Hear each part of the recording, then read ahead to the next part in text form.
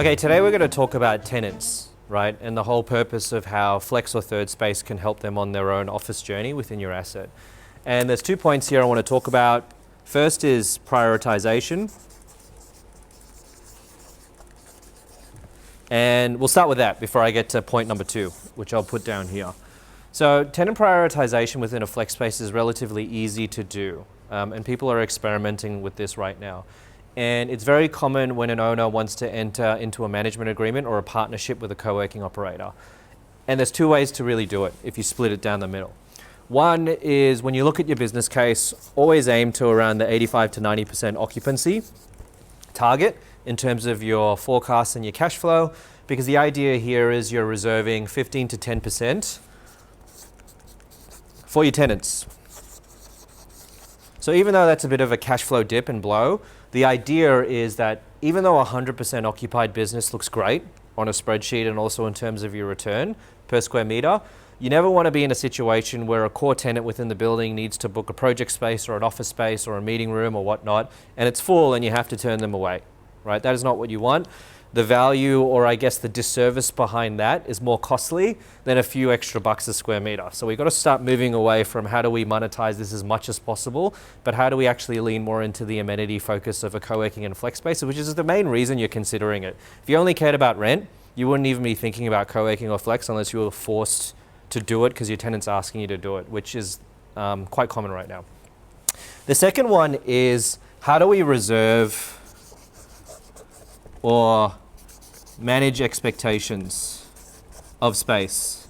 And this one's a bit trickier and it's being tested. So long story short, it's almost like if you've got a floor, I'll draw a small one here because I kind of messed up, a small floor, and let's say you've got, I'll shade all of that. That's running business as usual for your co-working or flex business, where you can license it out 12 to 24 months at a time, even 3 years, which is starting to become more common because the target demographic is more enterprise focused. You've just got this area here, and this isn't reflective of how you break your floor plan up. It's almost like a jar full kind of analogy, where you sell it, whether it be private offices or workspaces or whatnot, but there is a clause or an expectation that it is a very high turnover area. So it might be cheaper to the market, meaning if you want long-term use or tenure, go for the dark space. If you're happy to book it month to month, because there's gonna be a directive at some point where a core tenant needs to use something where we have to kick you out, frankly, but you'll get a discount on it, that's the scenario, right? So in theory this works, but I think, well, it's really hard to manage happy customers when you're saying, oh, you need to get out or whatnot. Sometimes you might have a core tenant saying, I need it tomorrow, right? Are you really going to kick someone out the day after? And even if you could, they've probably got all their crap in that space anyway. So those are the 2 ones. Now, for the second one, in terms of when we move away from prioritization, why is tenant-focused flex operations good, or why is tenant stuff good, is when you think about it, we're going to look at tenant usage. Now this is going to be a tenant's floor, yeah? And then this is going to be the co-working floor. So CF and TF. Now imagine within your own tenancy as a core tenant, and let's call this like 1,000 square meters as well.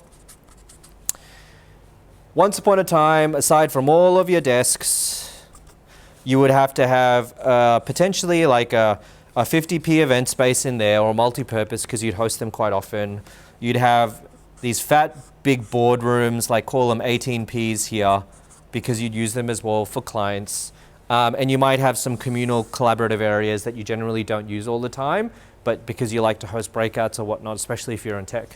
Imagine if suddenly, because there's third space that exists within the asset, all of this stuff goes into the co-working or the third space. So then suddenly this tenant has all this space freed up to align to their own workplace strategies or their own experiments, which I think is extremely valuable, because you could even probably do a calculation, and I might do it just for funsies, where you look at how often they use each of these items within their own tenancy, and then you monetize it, go, well, okay, you're paying rent for each of those spaces even though you're not using it all the time, but if you use it, say, once a week for this, once a quarter for that, and there's a per hourly or per day rate for that, what's that cost versus rent kind of relative to one another?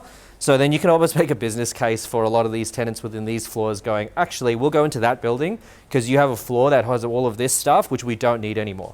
And you might even have like a commercial kitchen or a cafe in there that goes in there as well, which is a great cost saving, even for the fit out for them. So those are two, I guess, pretty interesting points around the tenant angle when it comes to co-working.